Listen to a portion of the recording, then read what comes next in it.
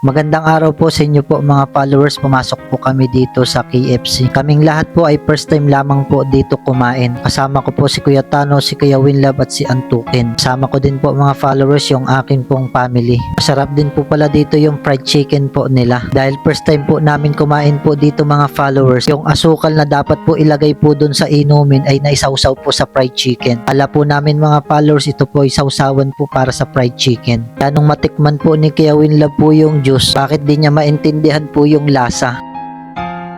Anong lasa? Hindi ko po malasahan eh. Masarap ba yan? Yung kinakain mong manok, masarap?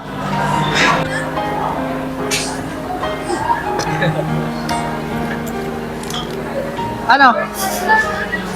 Ano? Bakit ka ganito ba, Bro Will? Uli, inumin mo ulit.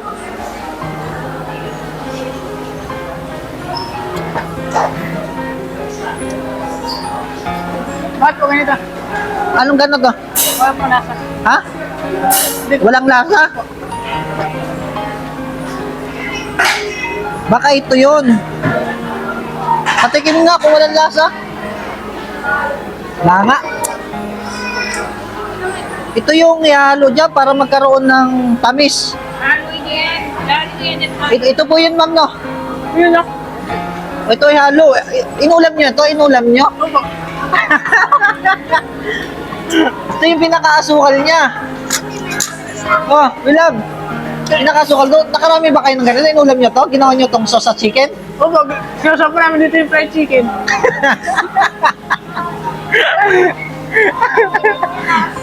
Lagyan mo nga ako, Wilab. Subukan natin. Lagyan mo. Inulam nyo pala? Ano?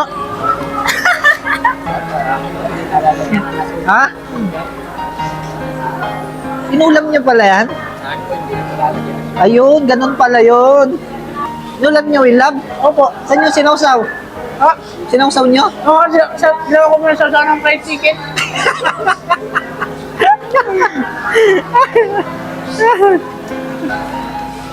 Ano, nagkaroon ng tamis no? Akala po ni Wilab, ni Tano at ni Christian, ito ay sauce para sa fried chicken. So hindi ko rin alam kasi first time namin kumain dito sa KFC. So nagtataka si Wilab bakit na walang lasa yung Diyos. Ito pala yung pinakaasukal. Ang ginawa ni Wilab, ano? Ginawa ko mong sauce sa fried chicken. Narinig ko mga nagpagkaktuan sila.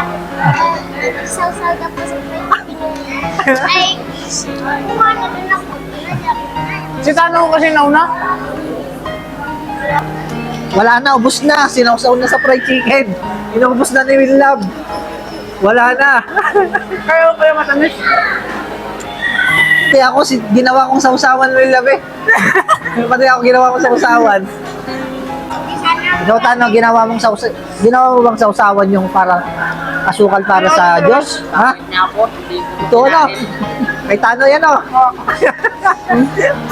Nagre-reklamo kayo kung bakit matabang yung Diyos. Yung pala, yung asukal, ginawa nyo sa... Ha? Akala ko sausawan talaga. Ubusin mo yan, nahin na yan oh.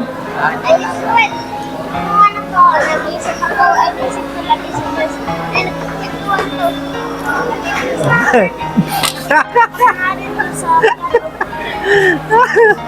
Nawala ng asukal. Pati si Randy alam.